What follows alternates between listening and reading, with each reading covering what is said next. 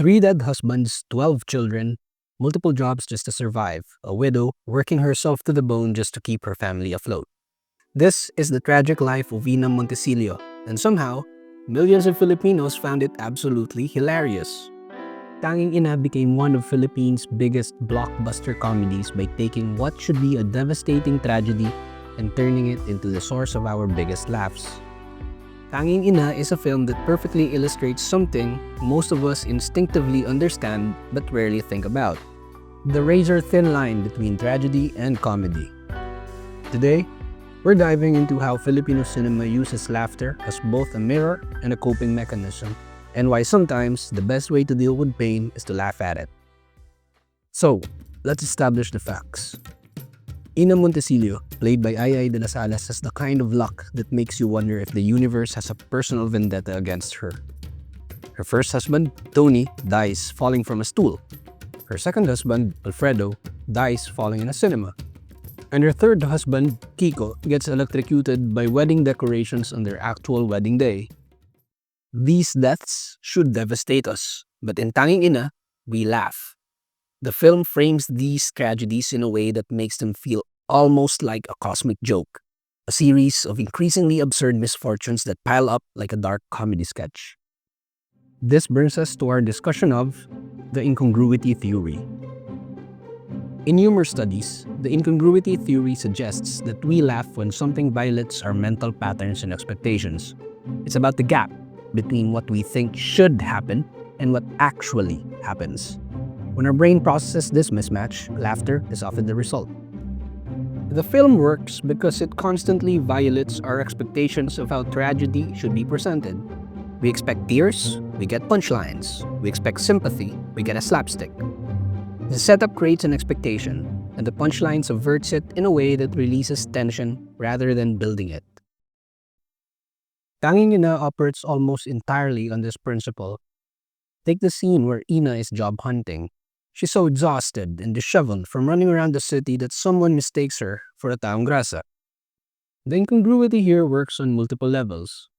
Visually, there's the gap between her intention, that is, to find work, and her appearance, where she looks unemployable.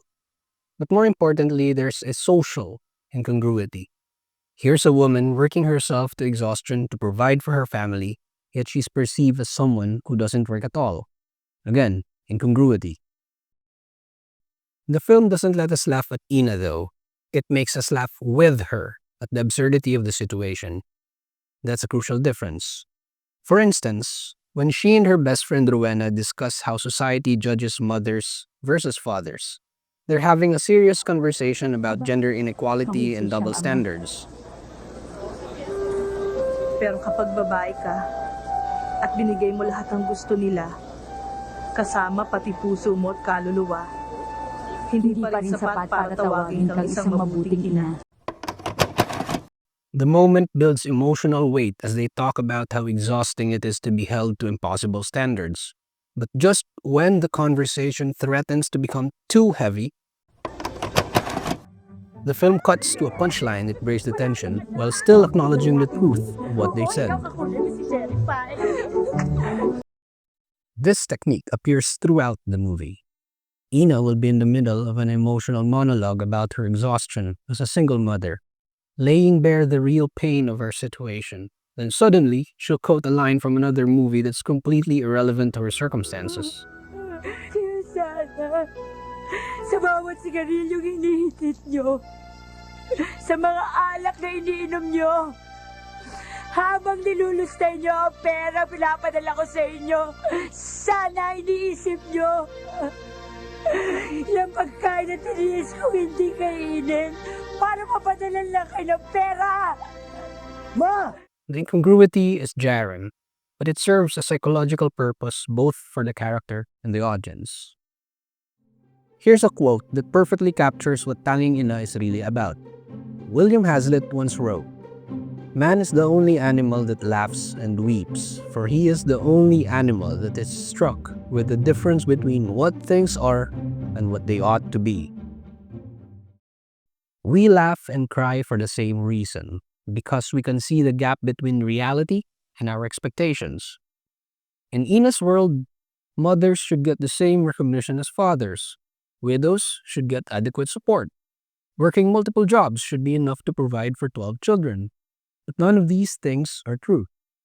Comedy then becomes a way to process this gap without being destroyed by it.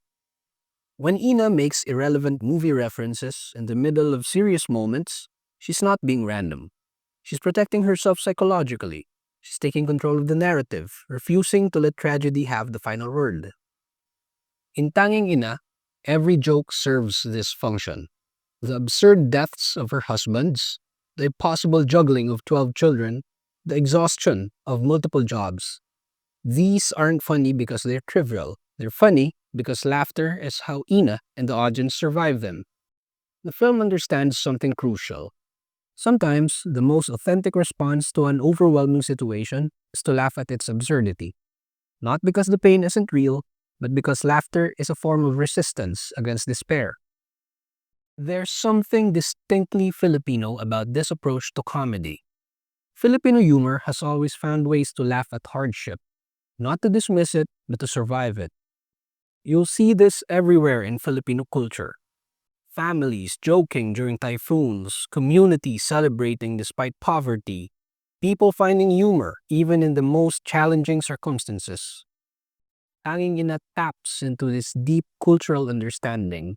When life becomes so difficult it borders on the surreal, the most authentic Filipino response is often humor.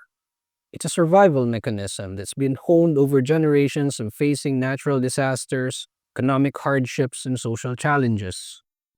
The film was the highest grossing Filipino movie of its time, and that success wasn't accidental.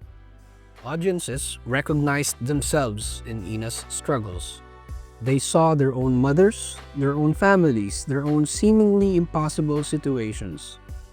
More importantly, they saw a familiar coping strategy, the refusal to be broken by circumstances beyond their control. Tanging Ina reminds us that comedy and tragedy aren't opposites. They're two ways of looking at the same difficult reality. The film's lasting power isn't just in its jokes, but in its understanding that laughter can be both medicine and resistance. And maybe that's a key takeaway in this seemingly simple comedy. It shows us that sometimes the best thing you can do is laugh in the face of tragedy. Not because you don't understand how serious it is, but because you understand it so well that you know laughter might be the only thing that gets you through.